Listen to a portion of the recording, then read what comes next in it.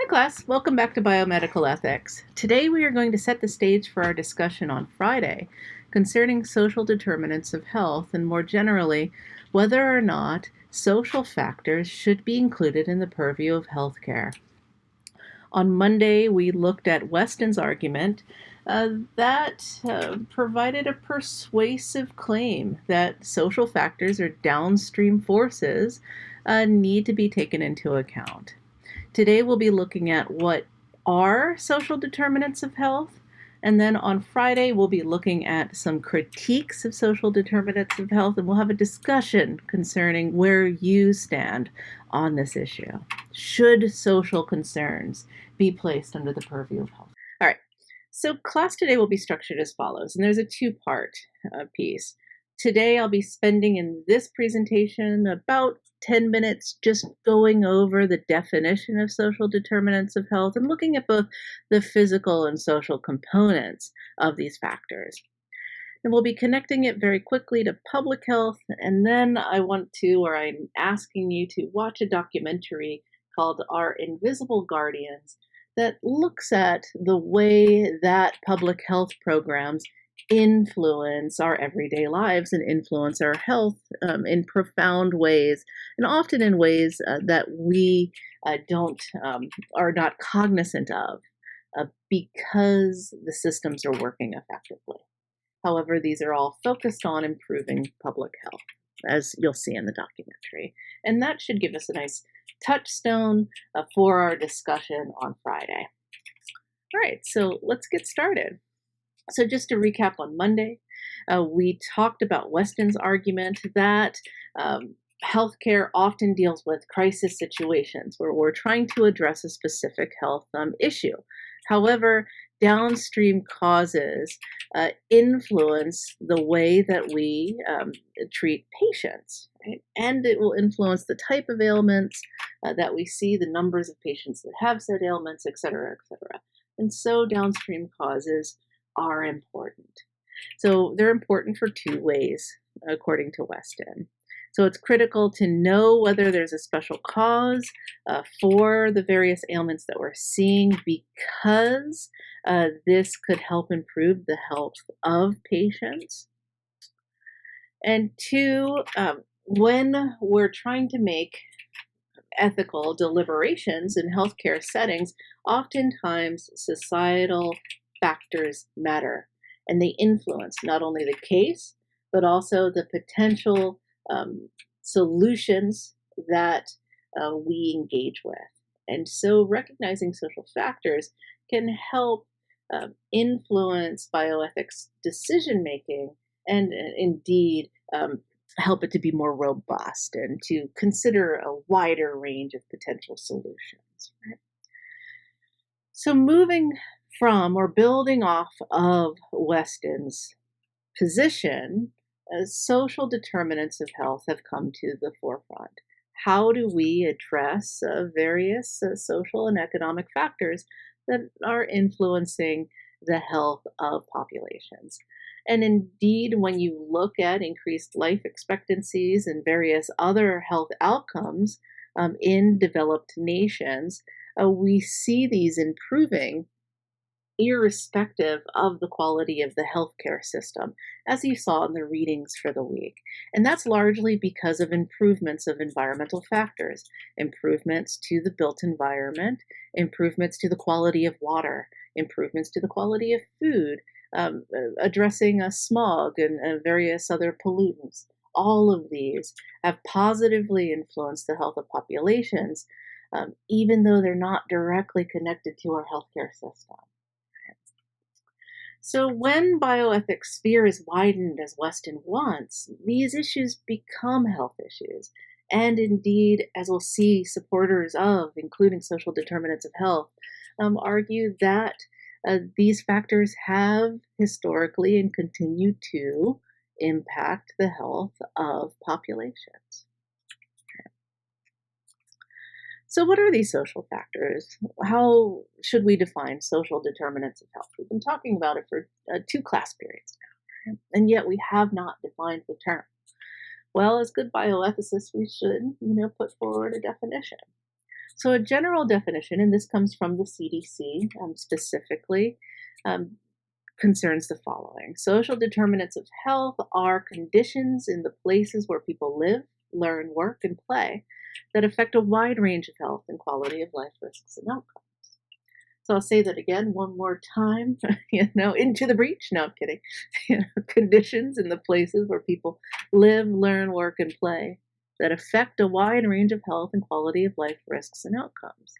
And as we'll see, these could both be physical and social components of the built environment within which we perform these activities.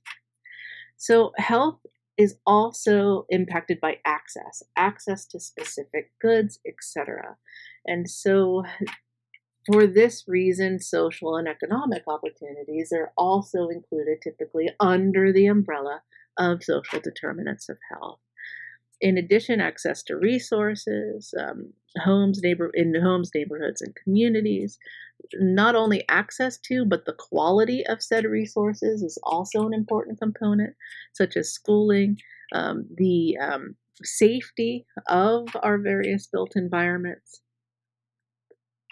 in addition to the quality, again, of our water, food, and air, et cetera, et cetera. And even relationships play an important role in health outcomes because humans are social beings. And so the ability to form, nurture, and have relationships plays an important role, and those are also included typically in social determinants of health. So these conditions, as we discussed when we looked at the historical overview in the reading, tend to explain why some Americans are typically healthier than others. And the piece that we read looked at both the American context and the European, well, actually the Great British or English context more generally, EU, right? The European Union. Both of these contexts see the importance or recognize the importance of these various factors concerning health. And historically, changes in these historical factors have influenced our health outcomes. And these could be economic standing, connected to economic standing, etc. All right, so social determinants of health, or SDOHs, can be broken down into the following categories. We can look at economic stability because economic health determines whether or not we have access to various bundles of goods, be that everything from food and shelter, the basic goods, to educational opportunities, etc. We also have the quality of neighborhoods and built environments. Remember, we talked about safety. We talked about the quality of water. We talked about whether or not you're connected to or attached to sites of pollution. Just as a side note, if you go to the governmental site for the Environmental Protection Agency, you can put in your zip code in one of the sections, and it will tell you whether or not you live near a Superfund site. Many people don't realize that there are many neighborhoods that have been built very close to Superfund sites, and these pollutants could have adverse or negative impacts on the communities living there. So I implore you, if you're interested, go to the EPA site. In fact, I can even look up the URL. Type in your zip code and see how many Superfund sites you live near. I personally grew up next to quite a few, so it was quite shocking for me. Your access to health and healthcare, because access to these goods is more than simply a healthcare issue. It is a social issue as well. Social and community context. Again, safety, again, the ability to create and nurture relationships. These are all important. Access to education and the quality of said education. This also is, again, falls under the social determinants of health.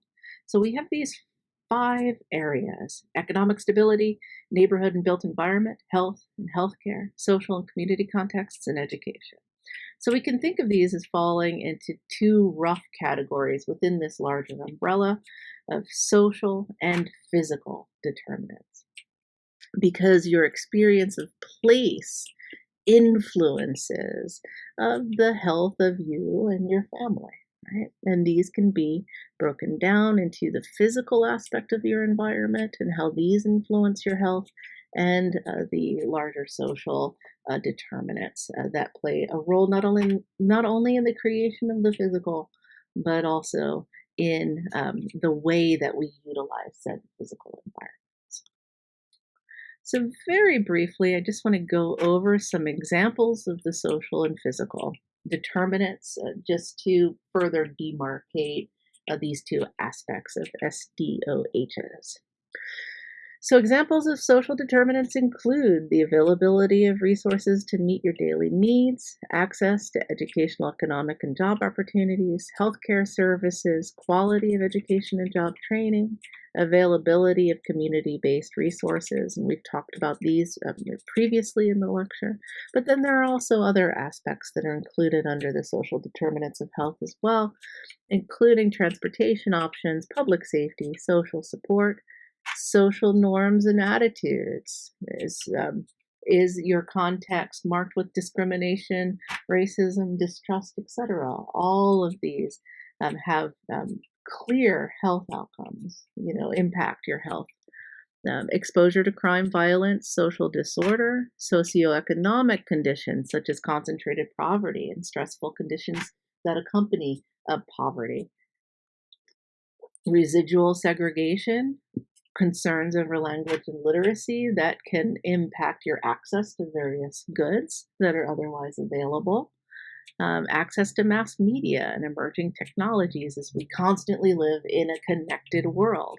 So your ability to connect to these various resources can negatively influence you in ways that we oftentimes don't think about, such as the ability to look up healthcare providers or services that are nearby, etc. If it's all available on the web, but we don't have access to the web, we're not going to be able to take advantage of those health-related services.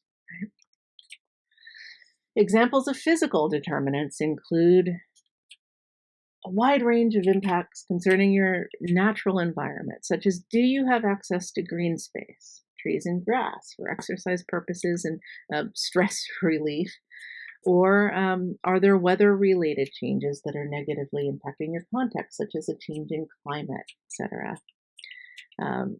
Is your built environment conducive to a healthy lifestyle, such as the design of the buildings? Do you have access to sidewalks? Are there bike lanes and roads?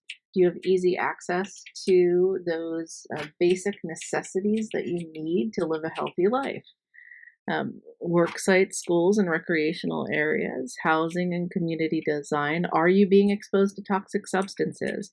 And not only Superfund sites, but also toxic substances connected to building materials, especially in the case of fire, right? Many of the everyday things that we utilize when burned emit toxic substances. In addition, smog, etc., the quality of your air, especially if you live in a city context, plays a major role in impacting health. How many of you have experienced like orange emergencies and etc., where you're asked not to go outside because of the air quality?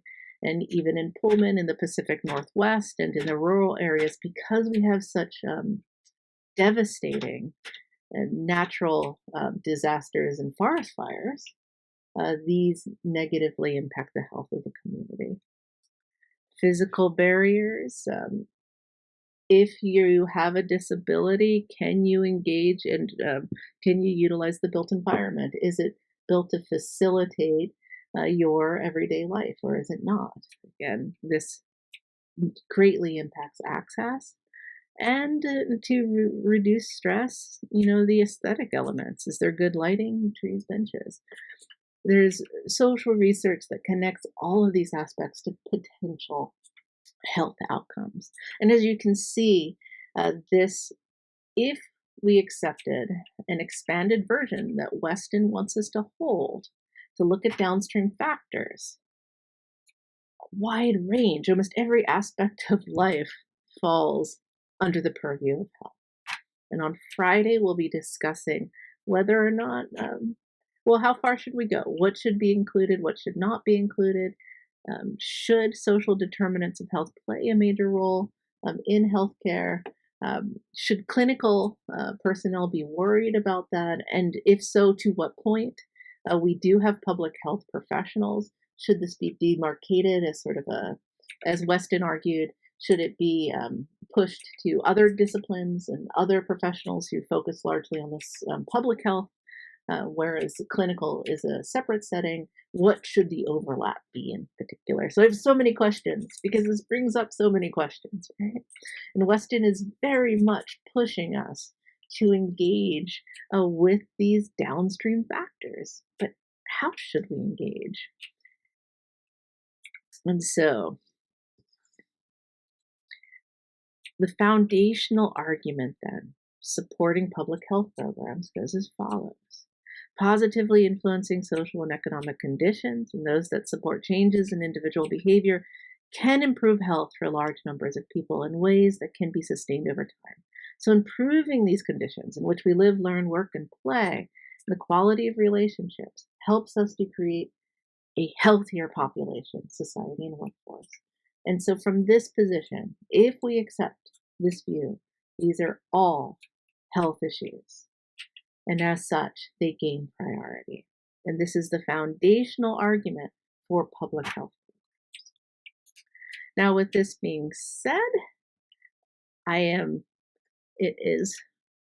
gone on for a couple more minutes than I should have, but I'd like you to turn your attention to the documentary on public health and the role that these invisible programs play to form the foundation for our discussion.